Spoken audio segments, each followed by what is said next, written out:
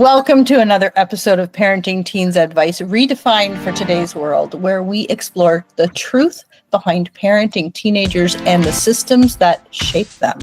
Today, I'm joined by Dr. Will Dobud, a social worker, researcher, and award-winning educator who splits the time between U.S. and Australia.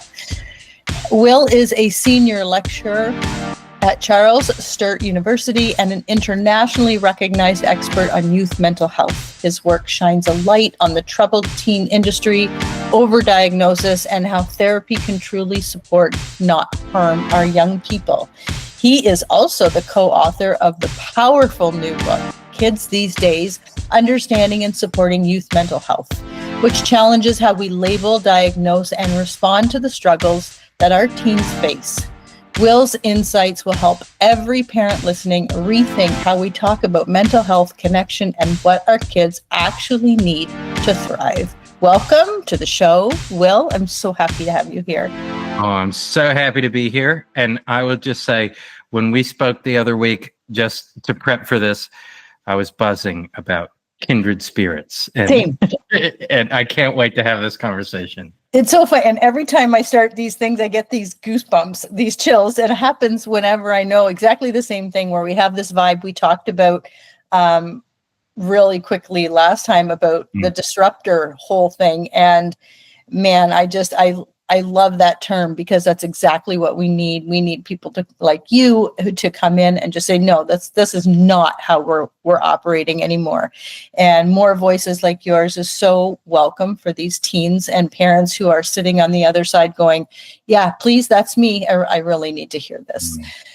So, Will, I want to ask you for how'd you get here? What are you doing? Why? Let's talk about that first. I want to hear your story.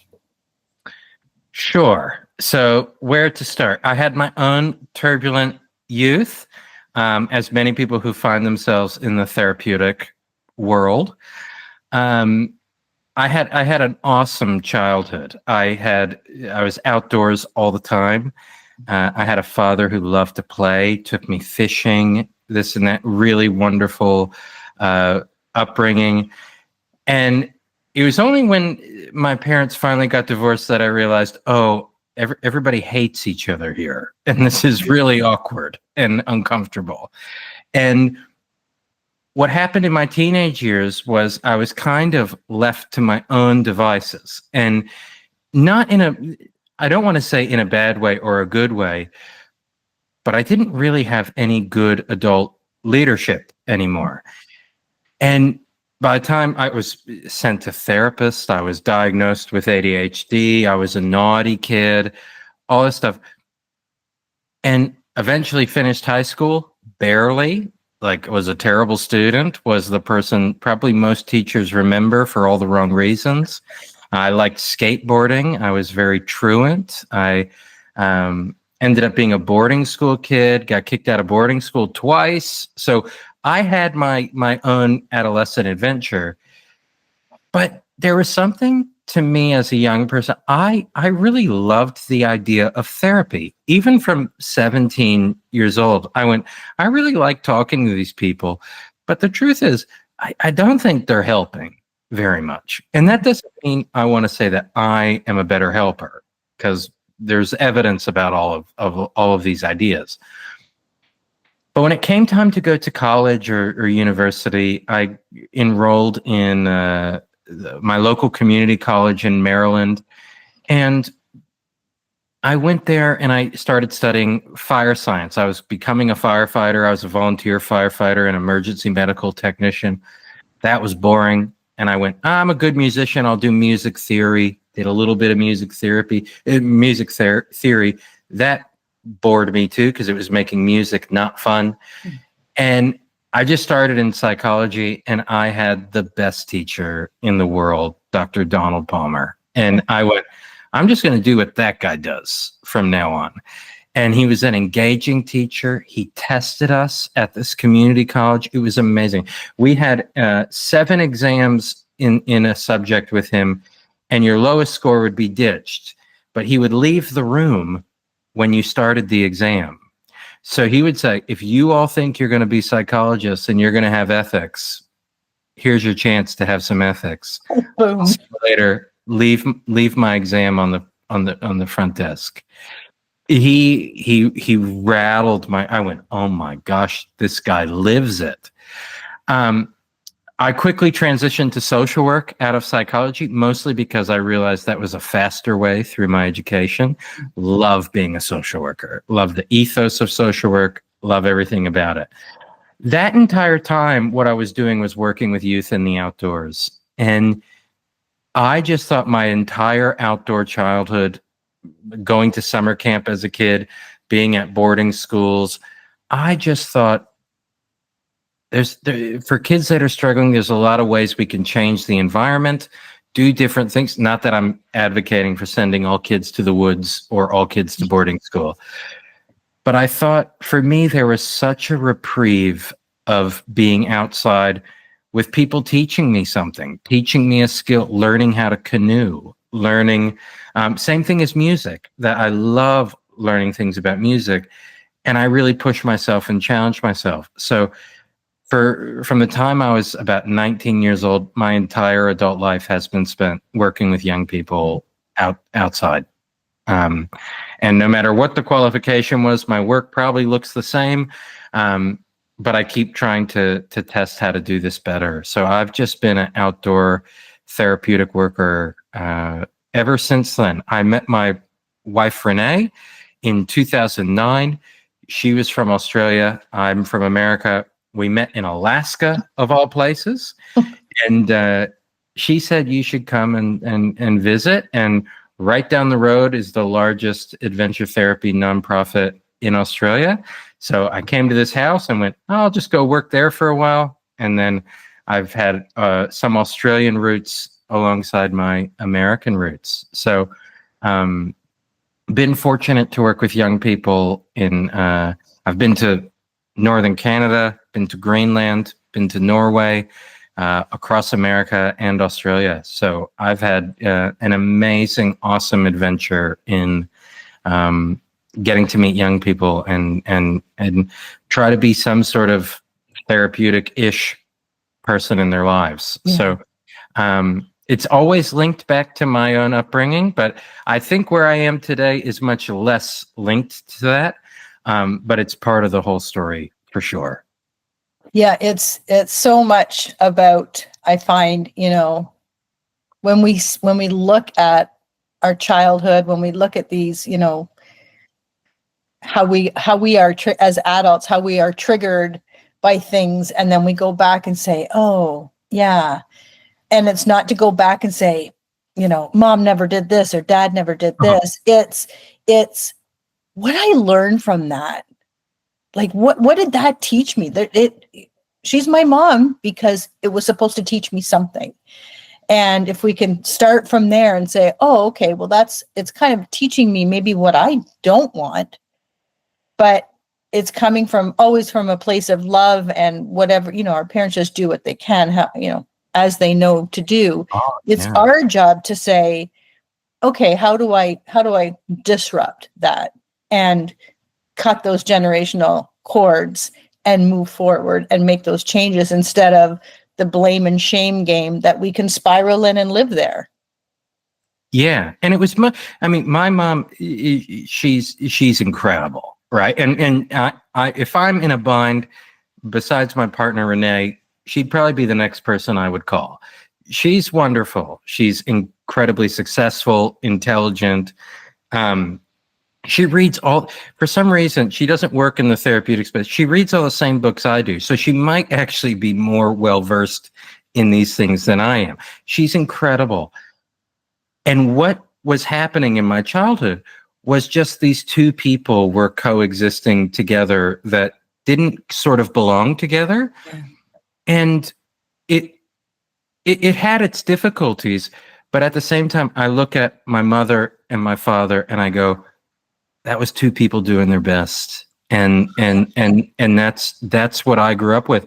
So all the difficulty, you don't fall into shame, blame, anything. When you actually see, these were two people that were just not that, fit to be together. Yeah. And one had their own difficulties. They had their difficulties. And the truth of the matter is, our relationships all got better when changes to the environment happened. And I look at that as something really important for parents, that we can think, this is the way I want to parent, that's the way they want to parent. So I'm very comfortable in the outdoors because of my father.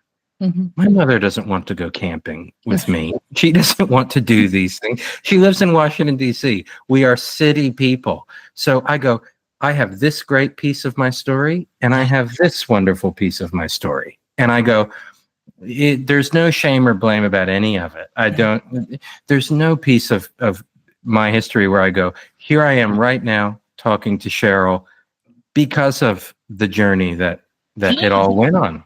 Yeah. They're all gifts. And if we can look at all of this as a gift, no matter, and there's some adversity that, of course, I have not experienced, but if we can take a step back and look at that adversity and say, okay, this is a gift. This is a gift. What is the gift? And take that and move forward. What a beautiful way to go, to live, to drive, and to help people ahead of us. It's so funny when you said I was one of those students. What popped into my head, I've been teaching forever, 28 years. And what pops into my head when you said that is, I had this list of names I would never name my kids because they were that student. Oh, there's no Matthews in my house. No, there's no Mitchells. No, there's no Debbie. I just popped into my head when you said that. It's like, oh, I bet you every teacher's going, yep, that's me too. Yeah. But you know what's funny? My one teacher that stood out in my life, my 8th grade history teacher. I try not to overanalyze what I think this person was in my life, but my father had left the family. I had no male role models. He was I think a 24, 25-year-old newish teacher to our school. And this guy was just so kind to me. Like, it was amazing. And he is still in touch with me to this day. Wow. And he said, Will, congrats on this new book. Can you please come do a talk? He's a principal now at a school in Connecticut. He said, can you do a talk for some of the parents about youth mental health? And in my head, the first thought that came to my mind was, but you do know I haven't changed that much. Like, I'm still a total nuisance. Like, I'm just as annoying as I was. It's just that it's channeled a bit. Yeah. Yeah. So I think there is something so remarkable to be, when I look at my adult world of working with young people. There is something so wonderful just to be witness to these, what other people call naughty kids, and go, you're going to be wonderful. You're just going to get there. And this energy is more exciting than it's so wonderful who you're becoming. And just to be a witness on this journey is fantastic. That's amazing. I love that. I want to dive into the book because it's so important. And the first thing, as I was going through, the first thing in my head was, why the title? Kids these days and I'm telling you this because it's such a phrase that's used so dismissively. Why did you choose this title? And why the book? What's the hope? So the boring story about kids these days is that Nevin called me. I'd finished writing an academic book with another colleague, and Nevin's very important in my academic world as a mentor and a colleague. And Nevin called me and said, we should write something that's less for the academic space. Mm-hmm. And I said, I'm exhausted.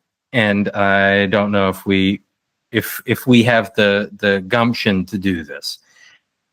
And Nevin created a Dropbox file just called Kids These Days. And so it ended up being a working title. He started interviewing people. I started talking to people. And it stuck with me as a title.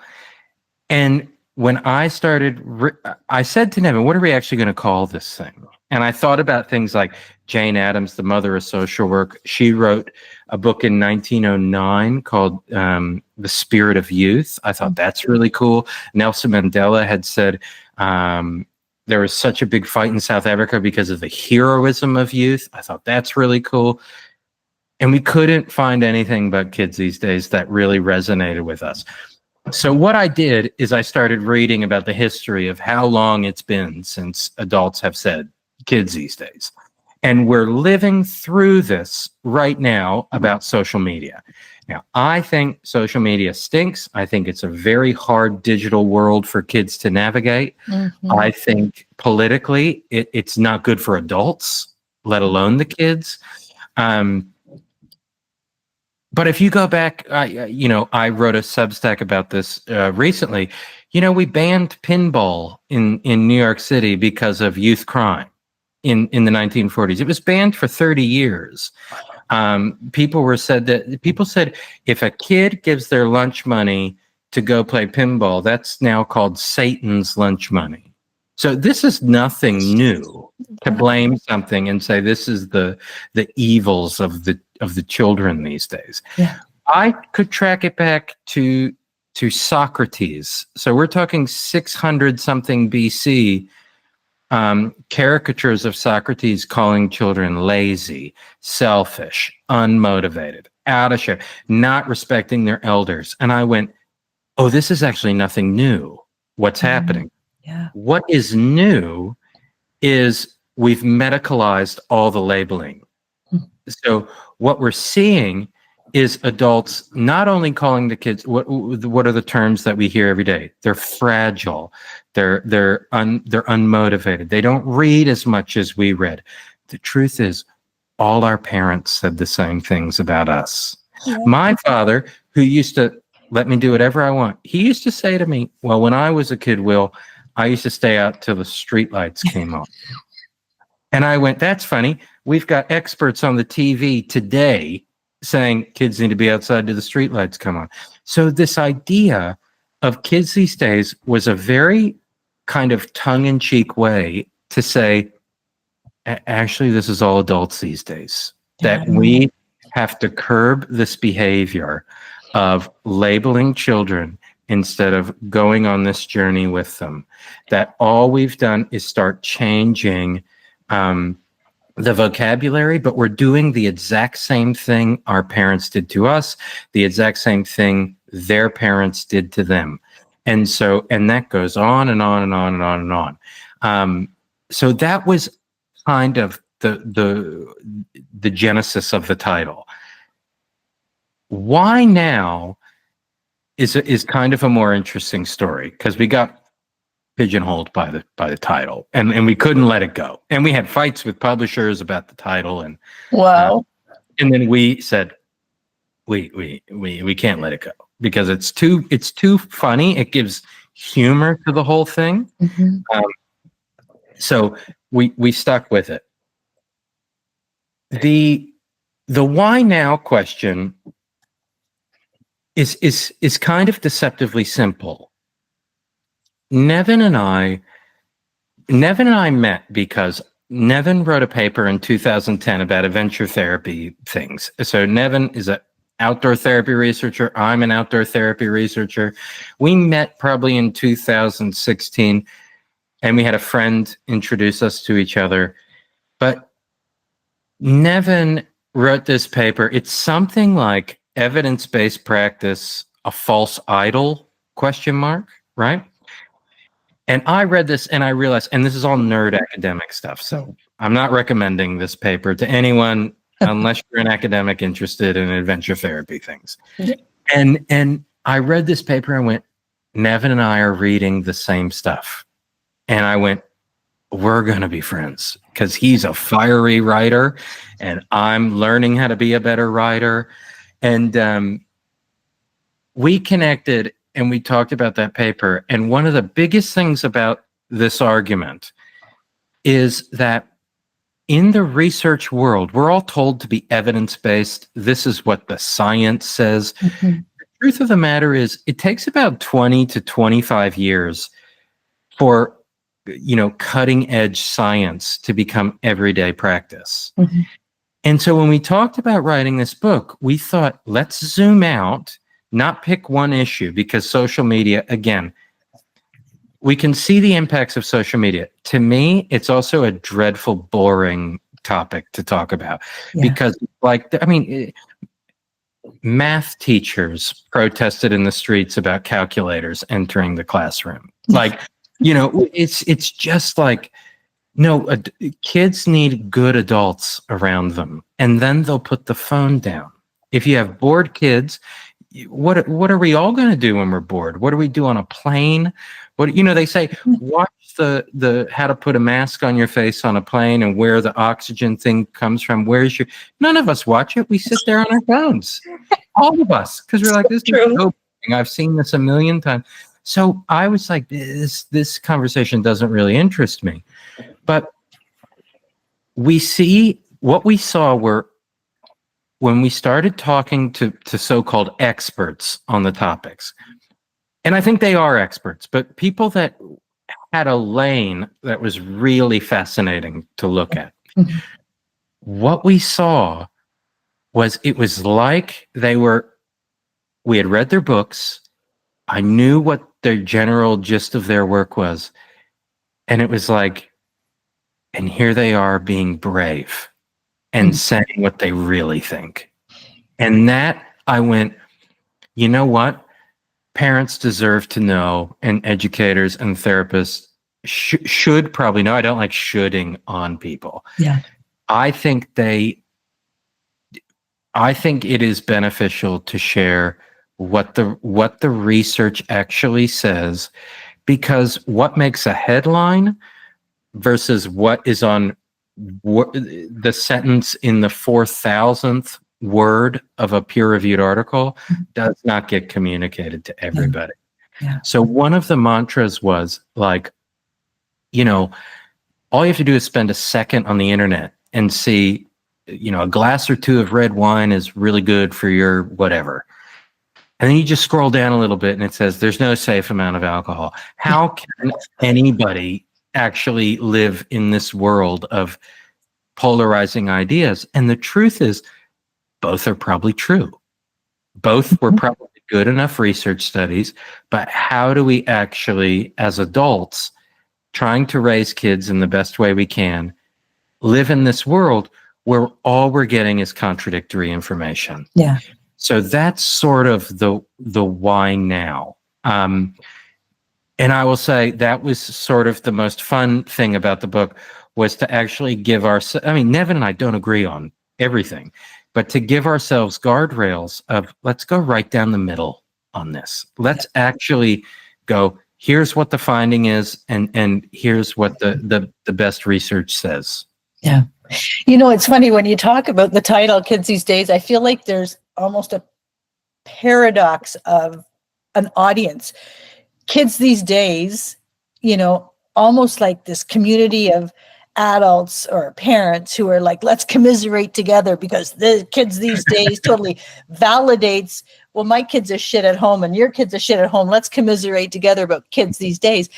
But then I tie it into even the title of my podcast, Parenting Teens Advice Redefined, meaning we are talking about what's happening in this world right now. And we're talking about social media and all of the things that the kids are dealing with now that we never dealt with before, which is the point. But when I first thought kids these days, like, I can just see, the boys club and the girls club, they're all 60 years old at McDonald's having their coffee going, kids these days, did you see him? He threw his paper on.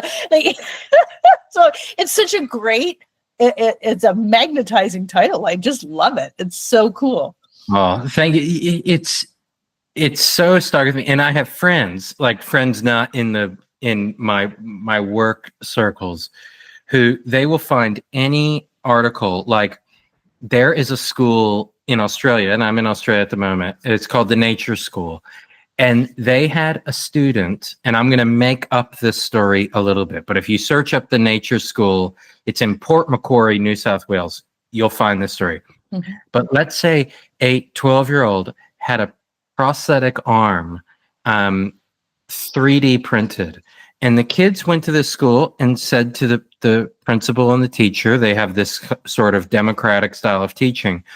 They said, we'd like to raise money to learn how to 3D print because we could help more kids get prosthetics who need them. And they frickin' did it. And I have friends text me and go, those damn kids these days, look at them, you know? But the kids today, this is an interesting sort of the politics of the book. Kids are actually far more progressive than we think we are.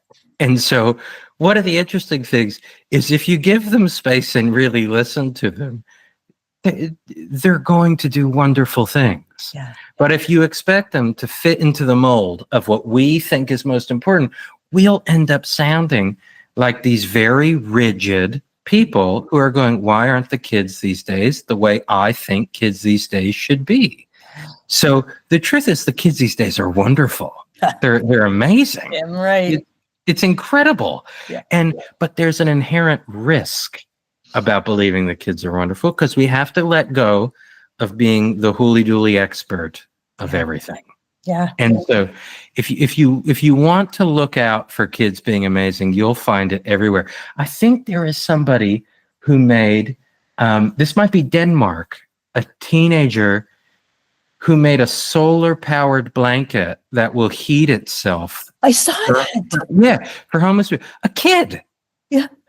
You know, but technology is the devil. Yeah. But not for this kid. They're saving people's lives with technology. And the kids are wonderful. Yeah. Oh, and when that's what you're looking for, that's all you will find. Evidence 100%. of that. Yeah.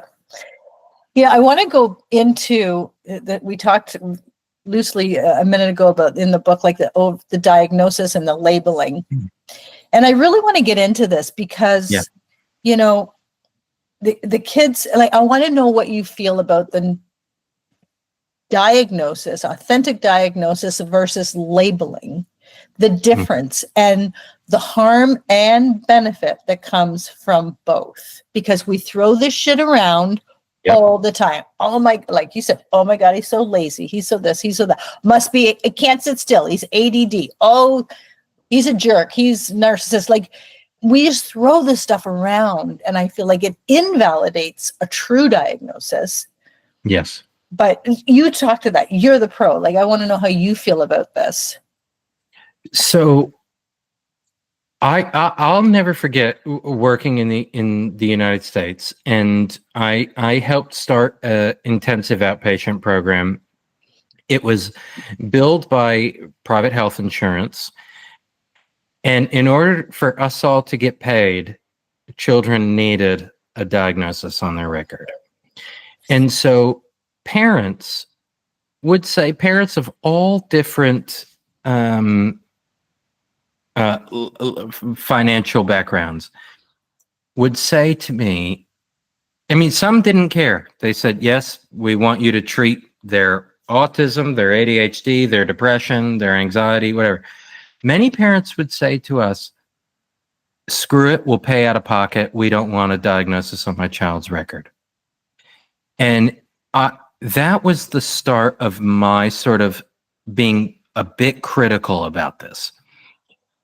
The other thing about the diagnoses is when we look at the history of these labels, so much of it is cultural, so much of it is changing the goalposts of what it means to be this or that. And we joke around about new labels like prolonged grief disorder that was only created by pharmaceutical company. Like, it's remarkable, the history of these things. But all you have to do is take the story of homosexuality in the Diagnostic Statistical Manual of Mental Disorders and realize that here is something that actually disappeared as a disorder when people stood up and said, this is not a mental illness, this is who we are. And it did not change because the American Psychiatric Association said, actually, we should probably stop doing this. It changed because of public outcry. So when you think about the disorders that we are labeling people with. One of the things is whether or not these disorders are real or not is an important question, but you can't do biopsies for these things for the most part. So it's very hard to find. So it is often when somebody is deviating from the cultural norm that they're labeled these things. I mean, there was something after the Civil War in America, and I can't pronounce the word, so I won't pretend to pronounce it, but there was a term used, and absolute bullshit, for slaves wanting to be free from their captor was a disorder. So things like, and we wrote about this in the book, things like the youngest child in the classroom most likely to be diagnosed with ADHD. How is that possible if we're actually testing and vetting for these issues?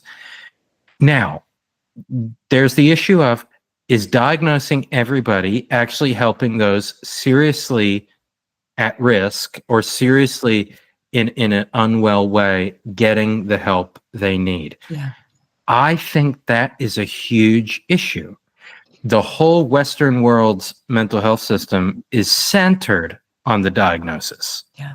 It's centered on what's wrong with you, where the truth is we've played along with this myth from about the 1930s that we're able to find what's wrong with you through a really short measure, some sort of survey, some sort of questionnaire, and I'll know what's wrong with you and you'll get the right treatment.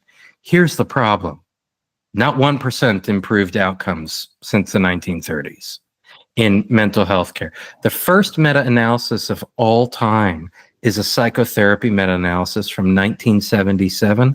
We have not improved 1% in outcomes since then. Now, here's a piece of perspective here. There were about 60 or so types of therapy at the time. There's now over 1,000. Oh my God. So think about the times. In the 90s, everyone had a genetic predisposition. Today, everyone's traumatized. You know, it's adverse childhood experiences. Well, show me the data that indicates that being trauma-informed has moved the needle on anything. That was where we grew hypercritical of this. We're learning how to categorize and classify people, and not much is changing.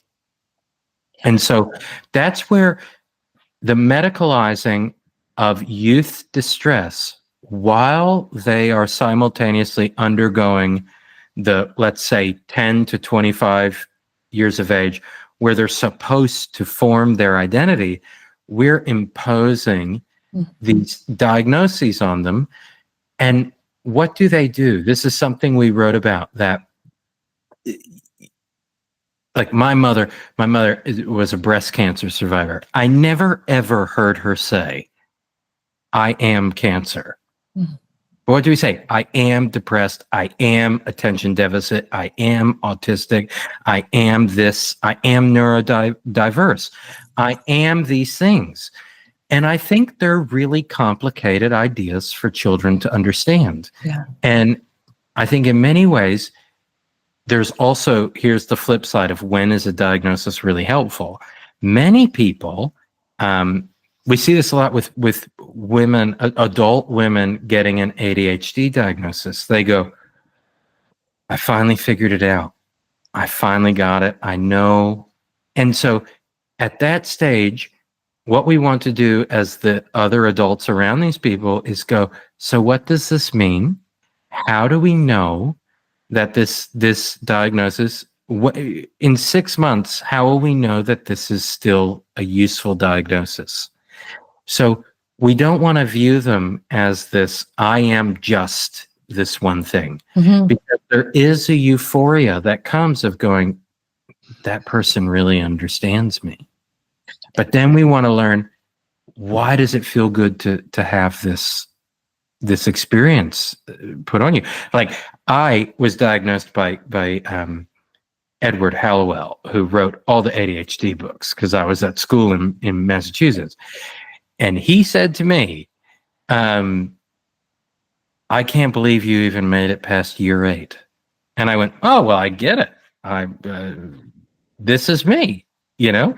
And my partner, Renee, she will say, oh, Will, you're just so ADHD. And I go, yeah, okay. You know, like I'm ambivalent to it, but I also know exactly who I am. Like Yeah. I'm hyperactive, hyper focused. I'm all over the place, Yeah. you know? Yeah. But it as a disorder doesn't interest me. It actually just tells me this is the way the fingerprint in my brain works. Yeah. So I've learned about myself. I know how to work. I know when I'm at my best, when I probably shouldn't go do things because I'm going to be lazy and annoying. And so I know my social quirks. Mm-hmm. But yeah, there's a big part of this where we're throwing these things around and it ends up really dumbing down where these terms were supposed to come from. One more, as I'm on my monologue about this, one more thing that I think is really important is it's often thrown around by adults who want that child to fit in. Yes. So why is it the youngest kid in the classroom? That educator is like, why am I not connecting with this kid? They might talk to the parents. The parents might take them to a psychiatrist. They get an assessment. All the information that's provided to the source of the diagnosis comes from almost everybody but the child.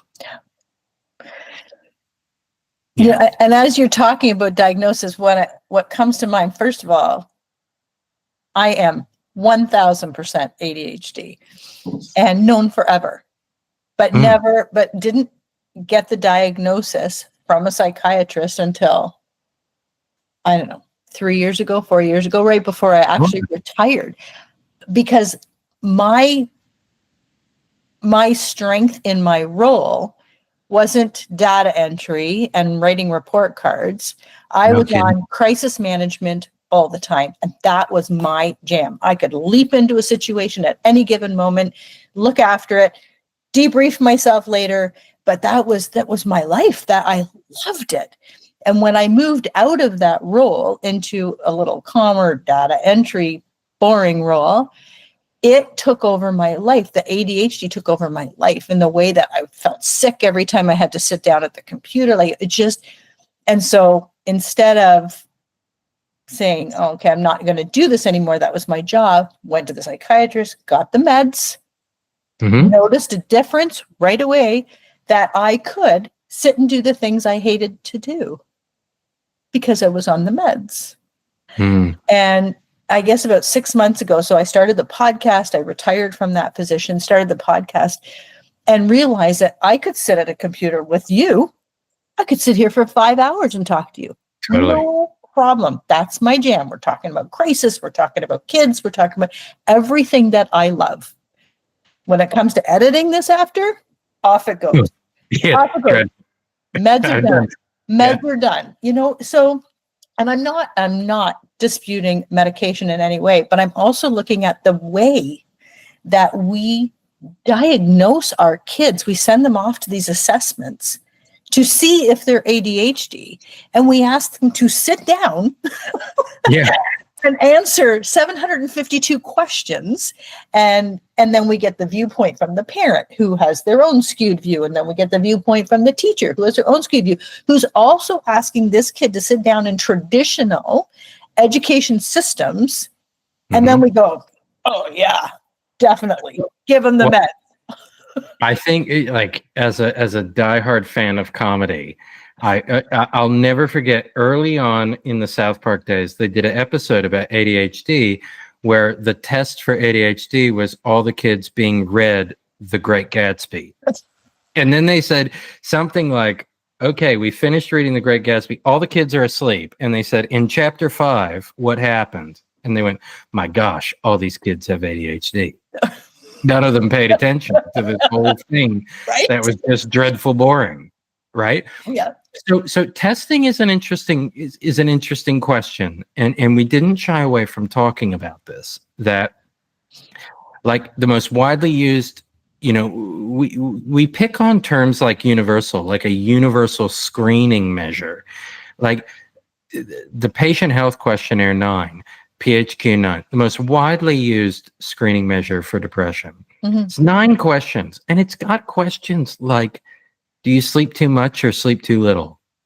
Like, what does this actually say that warrants a chemical intervention? Yeah. Like, all of us would argue we don't sleep enough, Yeah. right? Yeah. And so what was fascinating about some of the research we dug up about the PHQ-9, it has a false positive rate of 65 to 77%. That means if you take it, you're more than likely to be diagnosed as depressed. Yeah. The other thing that happens is for those, this was a study from 2011, if you take this questionnaire, the most widely used depression screening measure, it's cited in 11,000 peer-reviewed papers. That's huge, Yeah. right? If you take this measure and you don't alert in these 9 simple questions, if you don't signal for depression, 45% still leave with a prescription to antidepressants. Oh my God. So one of the things is we are looking for this sort of what's the easiest way out of this? And where I would turn this around is there's a so much easier way with much less harm way out of this. Like, for instance, when we say we got to get phones out of the schools, agree. But how is it possible that kids are going to school and reporting in study after study that there is a loneliness epidemic? Mhm. How can that be possible? They're surrounded by other kids their age, and they're surrounded by adults who entered the world of teaching and educating our young to do the right thing. Who the hell could be lonely in that world? Yeah. So removing the phones, what's going to happen? All of a sudden, we're all going to be together and be having fun and playing and taking risks and being wild and these things.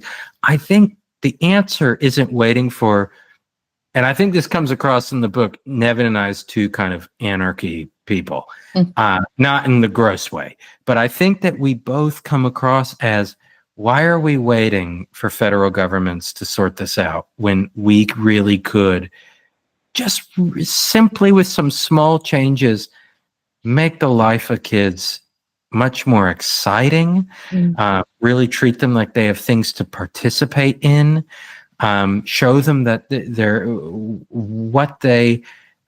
their opinion about the world really matters. And so then we can create the experience of, I think it's much more simple than the labeling, the medications. And again, I'm not anti-medication at all. No. Like, not at all. No. And so I would never tell someone who took medication that's the wrong move, or someone whose kid benefited from it wrong. I would never go there. No. At the same time, I think there's simpler things that we can do right now for a lot of kids that would drag these numbers down.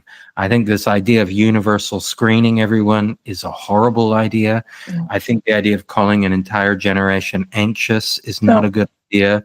I think there are so many ways we're playing into the hands of the wrong solutions. Yeah. And that leads to the regrettable substitutions. Well, and when we do this, it's almost like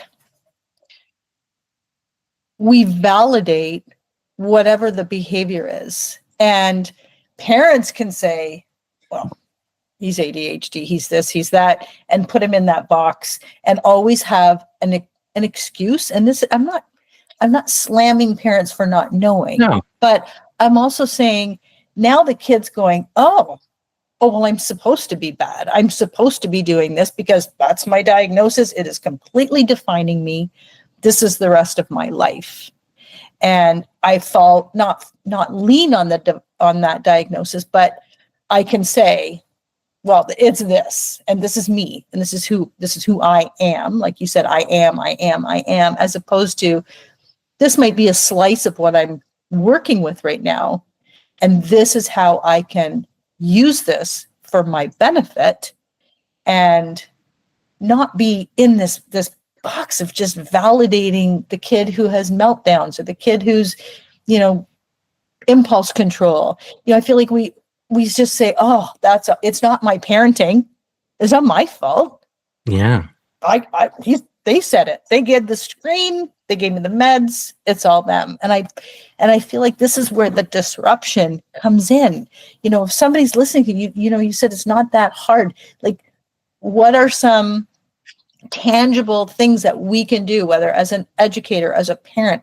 What's tangible? What's easy to say? Oh, okay, let's do this instead. Let's disrupt this whole bullshit.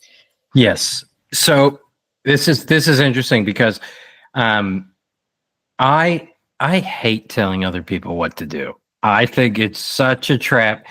And in my clinical work, one of the things I noticed working with young people is, and we've all been there, where a parent comes in, and this is not a diss at parents, No. because I've parented my own teenagers. They're in their early 20s. So like, I've been there where it's like, how the heck is this not working? And why are they so annoying to live with? Right? It's incredible. That one of the things that happens is we seek external help as a parent, and we go, okay, I need some assistance with this. And the kid goes to the therapist, goes to the coach, goes to whoever, and nobody else sees the kid as annoying, obnoxious, selfish, can't speak clearly, doesn't make their bed, all the things that kids, don't do the dishes, they don't help, they don't say thank you, all these things that we see day in, day out. Your kid leaves the house and does all these amazing things, and they come back home and they're the person that you see, And one of the things I learned in my clinical work is I was going, I cannot figure out that I don't see the kids that are referred to me by parents, by the courts, by the schools. I'm not seeing the same kids they're telling me that they're seeing. Yeah. Parents, for the most part, need things to do. They're sitting, we all sit around, and here's an example I use in the book, that quite often, if we're in a fight with our partner, right? Mm-hmm. And then we sit on the couch next to each other and we put the TV on, everyone's on eggshells. Mm-hmm. It's like, do you still like me? Do you want me to sit next to you? Am I too close next to you? Am I breathing too loud? Am I really annoying you? Should I pour you a glass of wine? Should I not do this thing? Should I, you know what I mean? And we're all, instead of going, this moment is awesome. Even while we're having a fight, this is fantastic. I love being in this house with you. It's amazing. So simple things that we can do. One of the things I do is if you're in a really tricky place and you're thinking, I have no idea where to start. Mm-hmm. One of my superheroes, Insoo Kim Berg. Insoo helped start solution-focused therapy. Again, this therapy, like all the stupid therapies, no better or worse than anything else, but I was trained in it, so it's what I know. And but this idea, I love. Before Insoo passed away, she did a study, I believe it was in New York City, where she sat in the back of public schools with the naughtiest kids. So she sat in the back, and she called it the Working on What Works intervention, the WOW, WOWW. Yeah. She sat in the back, and when she noticed kids sitting still and doing their homework and doing their study, she walked up, tapped them on the shoulder, and said, "You're really doing a wonderful job." And she went and sat back down. They did that for, I think, the first 4 weeks. And then after those 4 weeks, she went in front of the class and she said, with the teacher there, she said, here's what I learned about the classroom, that you're all really good. Maybe when your teacher's doing this, you're all doing, not doing good like a controlling way, like you're all really engaged when this is happening, this and that. And then what they did is for the next 4 weeks of the semester, the kids all worked on how to actually take what Insoo observed and tap them on the shoulder to notice. Mm. And then they work together for the last 4 weeks of the semester to go, how do we do this intentionally? I love this. Oh my God. And so what it does is it gave kids active participation in their classroom. And I don't mean this like don't have boundaries, let kids do whatever they want. I don't mean it that way. So how can we do this in our own homes? One thing to do if you're feeling really stuck is to write down, take a week and go, I'm going to write down every time things aren't as bad as I think they are. Because if you write that down, those are the times, if you're in a fight with your partner, if your kids are being, like kids, that's your doorway in to having a good conversation. So we don't want to treat, especially in adolescence where everything is turbulent, their brain is pruning all of this information. They're going through a neurological process that all of us would give up thousands of dollars to go through to have the brain we have now as adults. So remember what it's like to be a teenager. Remember what it's like to be an adolescent. And then just find the moments where you have a key that's an in to go, things are good right now. Let's have a conversation. And when things become a pattern, things I hear in my work, every day my kid comes home and we have a fight. Don't have a fight right then. Just do not. Every time, make the dinner table amazing to be at. Like it's a funny thing with like giving as a educator myself, like I love talking about things that have nothing to do with social work or therapy or kids, because there's so many amazing stories. Like how did airline safety become so safe? It's incredible. People worked their ass off. And I can say, how have mental health outcomes flatlined? But we're putting people in the air at 30, 40,000 feet is getting better. There's stories here. Tell stories, bring people in and get them thinking. And so I think what we notice about our kids, that doesn't mean they're not totally obnoxious and annoying, right? My kids are wonderful. One's a paramedic, straight A student. The other one's in engineering school at university, straight A student. Totally difficult. Right? And so I don't want to undermine any of that. I could care less about their grades. Don't care. The more we notice the times when we can connect, I think that's a simple way to start. Work on what works. I love that. I feel like we could talk forever. So I have one more ask, and that is, after all these years of studying trouble, the teen industry and the mental health, and this whole flat line and this baseline assessments and all of that, what gives you hope for this generation of kids? What gives you hope for the parents raising them? There's got to be hope. Oh, yeah. I think for the most part, when it comes to the kids, the thing that gives me hope is, let me get political for a second. Go. I think politics sucks. And I grew up in Washington, D.C., right? I grew up in ground zero.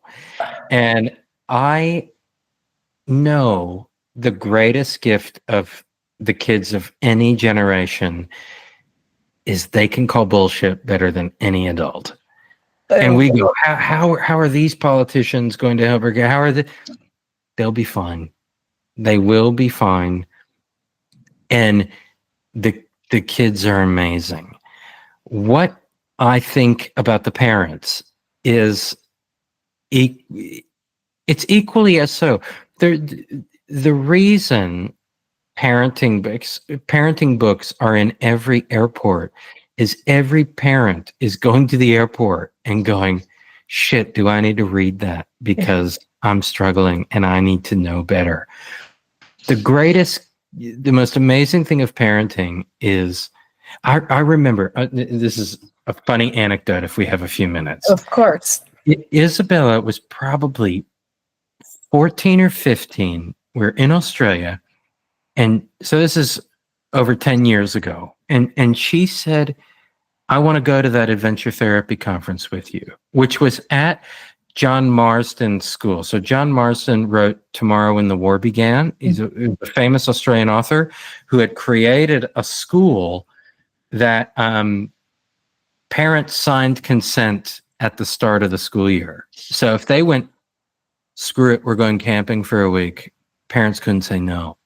They're like, we're gone. So it was an outdoor amazing school. John Marsden was a legend. He wrote a wonderful book called The Art of Growing Up. He was such a hero. He passed away this year or late last year. He was like, so I brought Bella to this school and for this conference. And I, of course, gave presentations. Bella came and watched me present, which was weird having my 14-year-old there. Yeah. And she's wonderful. We play, we were all having wine and playing Frisbee at night. Outdoor therapy conferences are very bizarre. And I said to Bella during that conference, I said, I want you to think of like the few hundred people here. Who would you want to be your therapist if you ever went? And she said at the end of it, she said, this guy, she said, Daniel Bowen. Daniel Bowen did the biggest meta-analysis of adventure therapy outcomes.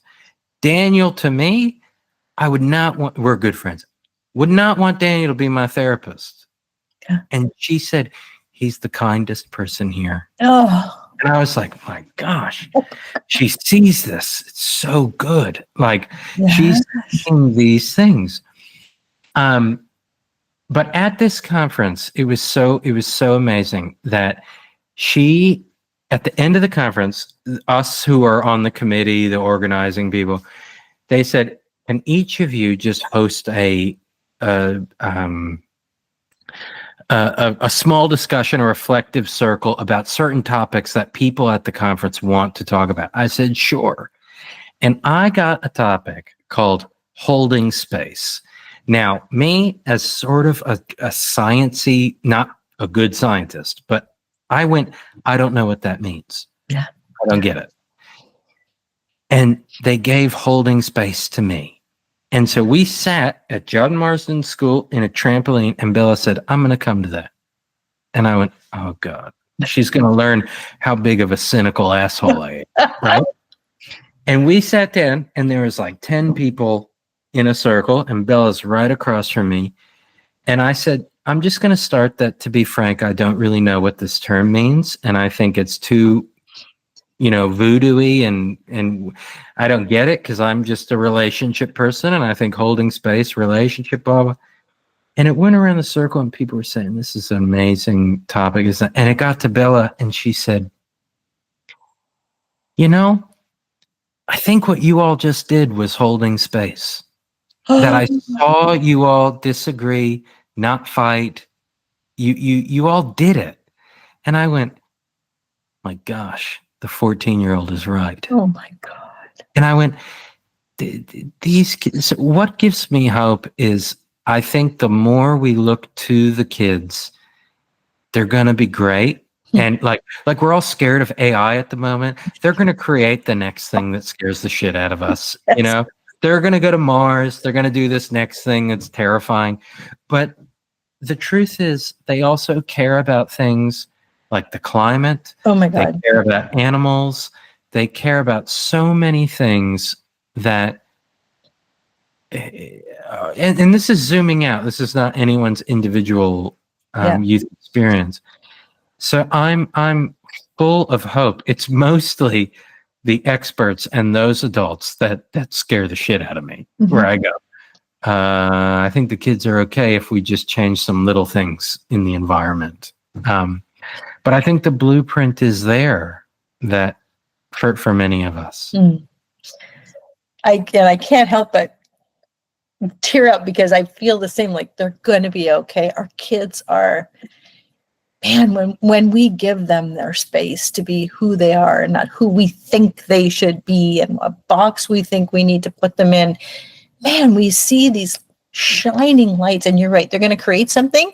And I think maybe in the back of their mind, I'm going to create something that there's no way these guys are ever going to figure out.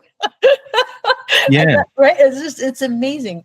I just, like I said, I feel like we could talk forever. And when I hear people talk about the hope for our kids, of course, it just warms my heart, because they're like the heartbeat of our world, and we have to just keep letting them be who they are. And I just want to thank you so much for your incredible work and what you do to protect and empower our teens and now our parents. It all falls into, I talk about this all the time. It's not them, it's you.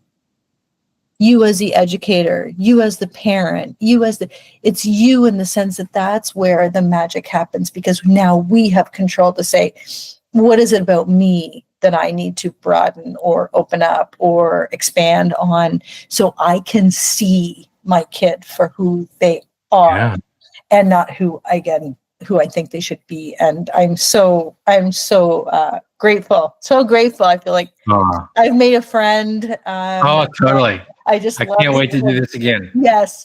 I think we need to dive more into like disrupting everything. Let's just go into the systems and, because it's not just one disruptor, right? It's like, if we all take on this role, it's not, just my voice. It's just my voice. So that's not going to help. But if it's my voice and Will's voice and Neville's voice, and then we become this force, and I feel like that's where we need to go. And that's one poem, and a colleague of mine sent this to me, that kids don't belong to you, they belong to tomorrow.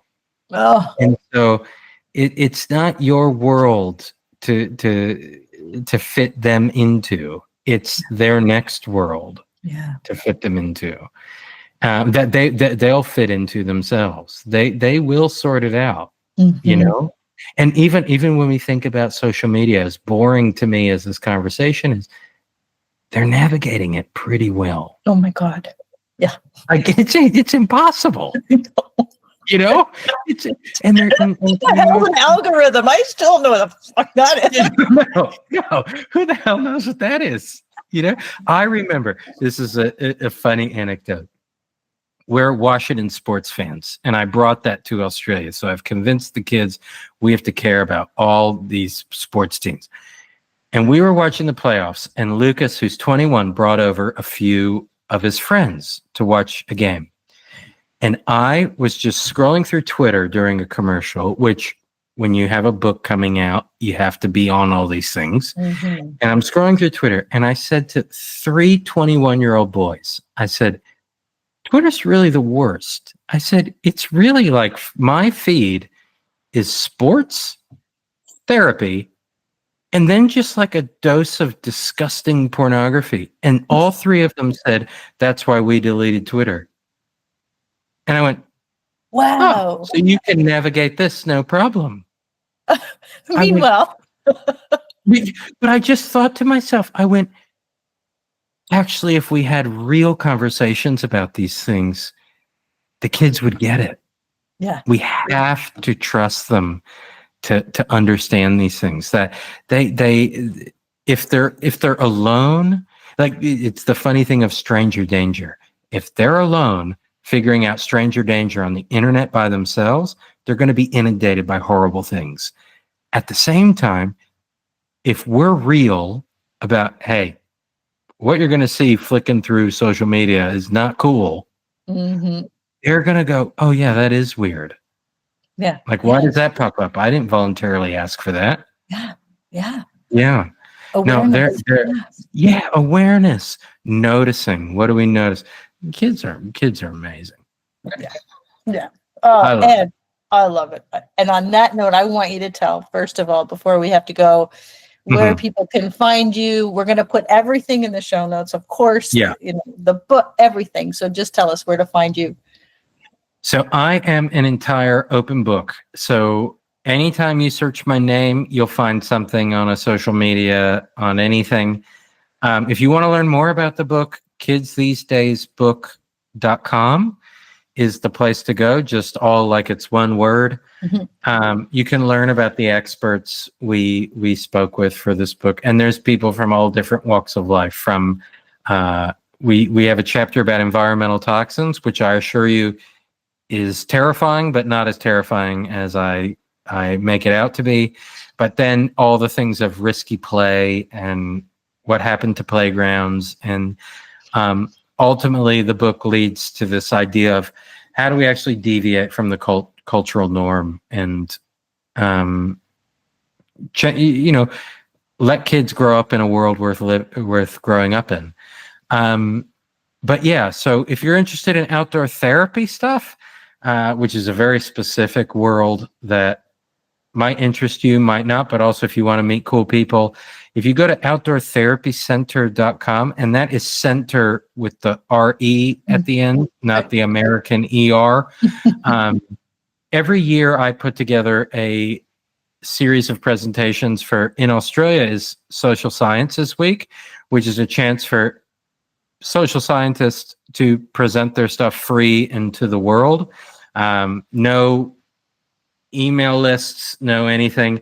You can watch cool, I think there's 35 to 37 hours of free webinars, presentations on there that we get nothing. It's not a business, so we don't get any. We're not interested in making money from sharing stuff with our friends.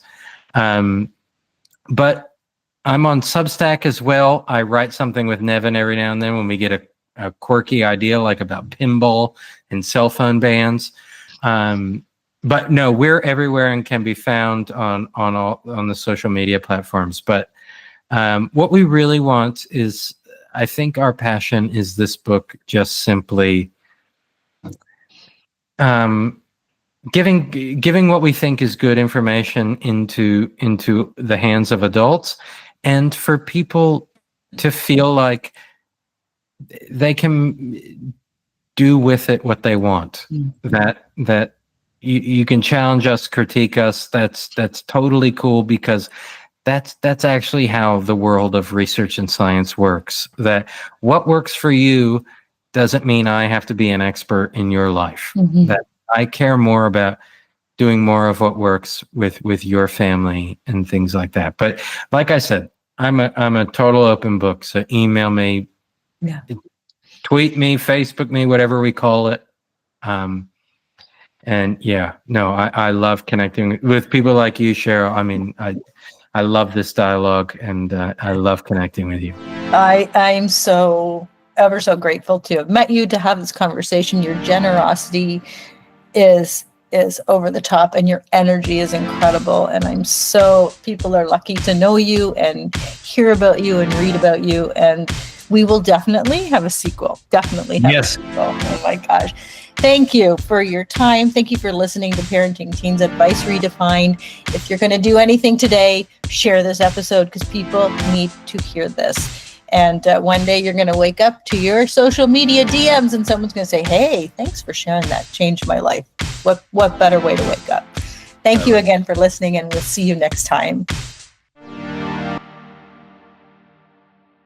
Thank you for listening to another episode. I hope you loved this one as much as I did. And I just wanted to share something with you, because, parenting teens is not just about managing these challenges that we talk about on all the episodes. It's also about evolving alongside them. And I'm Cheryl, and not only the host of this podcast, but I'm also the creator of Insight to Impact coaching and consulting. And I help you, moms of teens, reconnect with your true selves so you can lead with purpose. You can parent with clarity. You can create stronger, more meaningful relationships with your kids. Because here's the truth. The transformation starts with you. Together, we will break free from the stress and overwhelm. We will rediscover your power. We will create the life and the family dynamic you always dreamed of. If you're ready to start this journey, let's do it. You might just not recognize your life in the next 90 days. It all starts with a call. There's no pitch. There's no pressure. Just a call to see if I can help. We'll talk about your goals. We'll talk about what's making you feel stuck and what might be getting in your way.